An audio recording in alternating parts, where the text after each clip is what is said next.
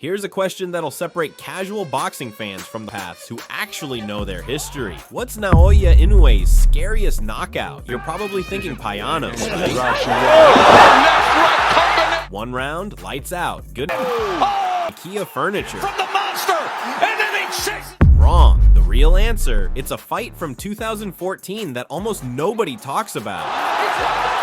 A fight where a 21-year-old kid with sights jumped 2 weight classes, walked into the ring with a guy who defended world titles 27 times, and turned him into a training dummy in under 6 minutes. Watch it till the end to see the punch that ended everything. Because what happened that night, it wasn't just a knockout, it was a warning shot to the entire boxing world that nobody heard. Until now, when you Google Naoya Inoue best knockouts, you get the usual suspects. His bantamweight reign of terror, the undisputed runs, the super bantamweight wars. But here's what's wild.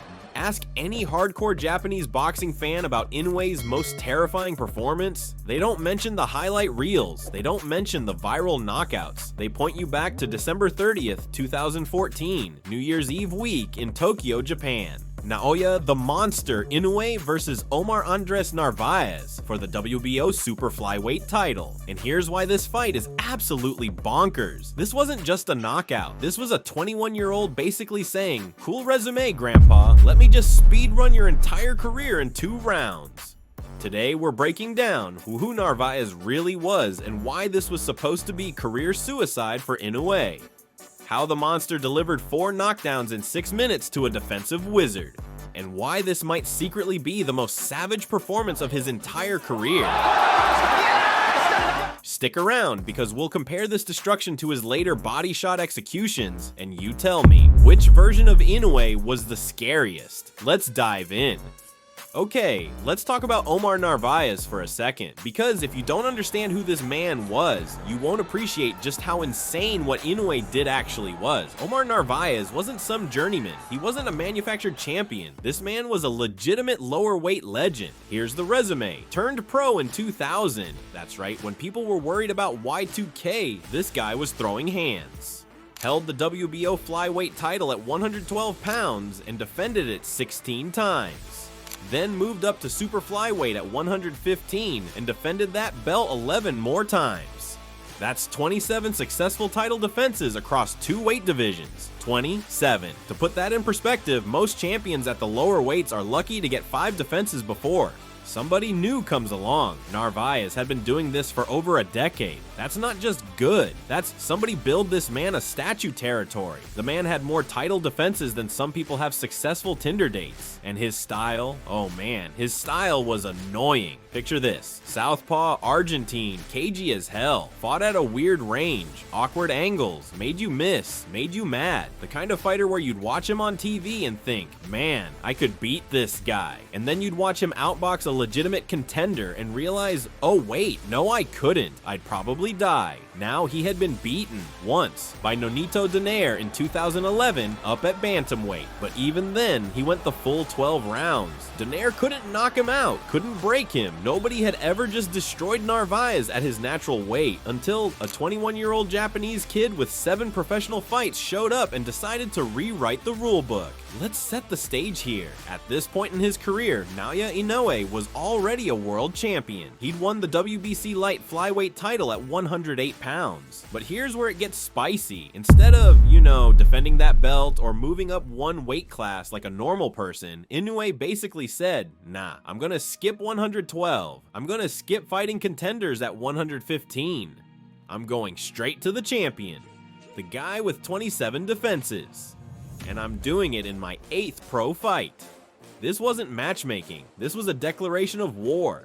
This was a 21-year-old walking into the principal's office and saying, I'm running this school now. His team must have been like, Naoya, maybe we take a tune-up fight first. And Inoue probably just stared at them and said, no. The absolute audacity, because understand, jumping 2 weight classes is hard enough. You're carrying more weight, fighting bigger guys, dealing with more power. But to do it against a sitting champion with one of the best defensive records in the sport, that's not confidence, that's prophecy. Inoue knew something nobody else did yet. He knew he was different. Alright, bell rings.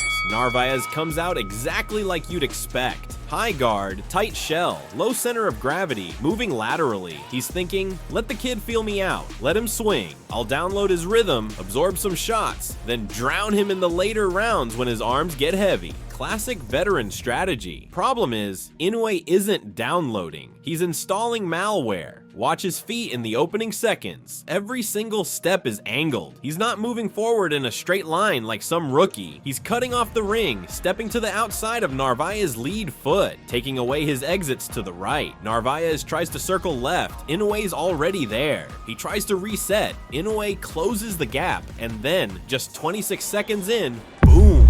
Inoue fires a right hand straight through Narváez's guard. It doesn't even look like a perfect shot. No crazy windup, no telegraphing, just a short, sharp, perfectly placed right hand. And Narváez, the man who survived Nonito Donaire for 12 rounds, hits the canvas. 26 seconds. The crowd is stunned. The commentators are like, wait, what? Because this isn't supposed to happen. Not to Narváez, not at his weight, not in the first minute. Narváez gets up, he's nodding like, okay, I'm good. But you can see it in his eyes. That wasn't a flash knockdown, that hurt. And now he knows, this kid hits like someone 2 divisions heavier, which ironically is exactly where Inoue came from. The fight resumes. Narváez is more cautious now, trying to re-establish distance. But Inoue, he's not giving him time to think. He's pressing, feinting, making Narváez react. And then, about 34 seconds later, just 1 minute into the fight, Inoue steps in with a short left hook to the side of the head.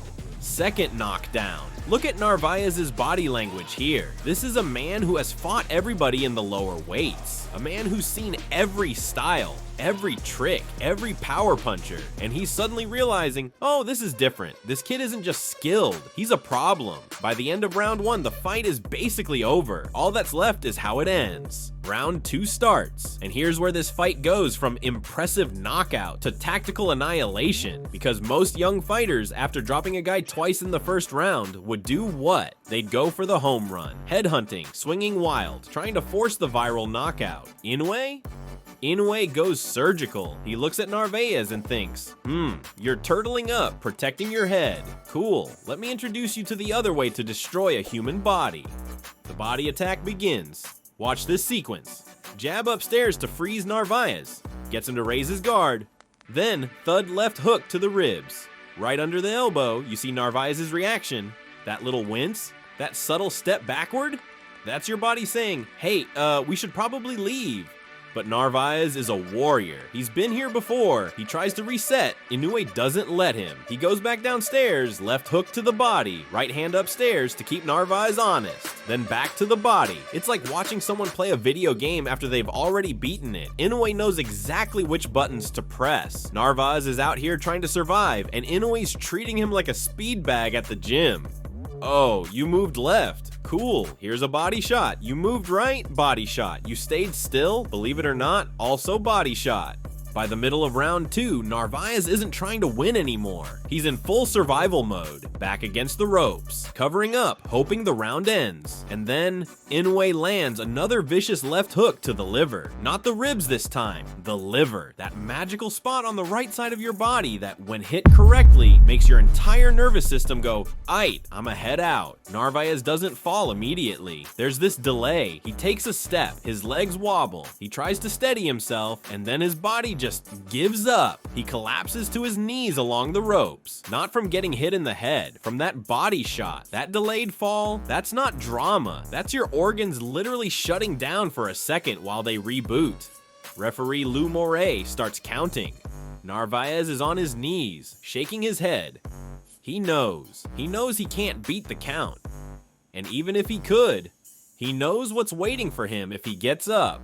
More body shots. The count reaches 10. Official result, KO, round 2. 4 knockdowns in under 6 minutes of ring time. New WBO super flyweight champion, Naoya, the Monster, Inoue, age 21. 8th pro fight, let that sink in. Okay, let's zoom out and talk about why this knockout is so terrifying. On paper, what Inoue did here is absurd. He was in his 8th professional fight. Most prospects at that stage are still fighting guys with losing records. Inoue jumped 2 weight classes and fought a legend. He fought a man who had never been destroyed like this at 115 pounds. a man with 27 title defenses, a man who went 12 rounds with Nonito Donaire, and Inoue didn't just beat him, he vaporized him. 4 knockdowns, 6 minutes, done. This wasn't a lucky punch, this wasn't a fluke, this was a systematic erasure of a champion's legacy, and here's what makes it so scary. First, it proved Inoue's power travels. A lot of punchers lose their power when they move up. Physics, right? You're fighting bigger guys carrying more weight. Inoue? His power didn't just carry, it got worse. He was hitting harder at 115 than he did at 108. Second, it showed he could solve defensive wizards. Narváez had made a career out of being hard to hit, hard to hurt, and impossible to stop early. Inoue figured him out in 30 seconds. Third, it sent a message to the entire division. Every fighter at super flyweight and bantamweight watched this fight and thought the same thing. If this is what he does at 21, what the hell is he gonna do at his peak? Spoiler alert, we found out. Narváez went from Iron Man of the lower weights to cautionary tale in 2 rounds. The man defended his title 27 times just to become a footnote in someone else's origin story. Boxing is ruthless, man. Here's the thing that makes the Narváez fight even more fascinating. It's the blueprint for everything Inoue would do later. Against Michael Dasmarinas in 2021, same playbook. Inoue drops him with a left hook to the body in round 2, then spends the next round punishing the exact same spot until Dasmarinas literally can't continue. The fight gets waved off in round 3. Dasmarinas was done. Against Juan Carlos Payano in the World Boxing Super Series, different punch, same savagery. Inoue ends it in 70 seconds with a straight right hand followed by a left hook. Payano doesn't even know what hit him. 1 round, 1 minute, 10 seconds. Good night. Look at his super bantamweight reign. Stephen Fulton systematically broken down. 2 more belts as Fulton tried to grab the ropes, backed up into the corner. Marlon Tapales stopped late. He's not gonna make it up. History. Luis Neri dropped Inoue in round 1, then got dropped himself and ultimately stopped. Returns the favor. Inoue's later career is full of viral moments, undisputed runs, stadium fights, legacy-defining performances. But if you trace the DNA of all those knockouts, the precision, the cruelty, the body work, the complete disrespect for an opponent's resume, it's all there in that Narváez fight in 2014. This wasn't just a win, this was a preview of the 4-division, 2-time undisputed monster we're watching dominate today. So here's the question I want to leave you with. Is this Naoya Inoue's most terrifying knockout? Not the flashiest, not the most replayed on social media, but the night a 21-year-old kid with 7 pro fights walked into a legend's domain and turned a 27 defense champion into a heavy bag in 6 minutes? Drop your answer in the comments. Type Narváez if you think this is Inoue's scariest KO and the real monster origin story. Or tell me which knockout tops it. Payano, Dasmarinas, Neri, Fulton. I want to hear your take. And if you love deep dives like this, if you're tired of surface level boxing content and want the real stories behind the knockouts, hit that like button, smash subscribe, and turn on notifications so you don't miss the next episode of Knockout Kings Elite. Because around here, we don't just watch boxing, we break down the art of destruction. See you in the next one.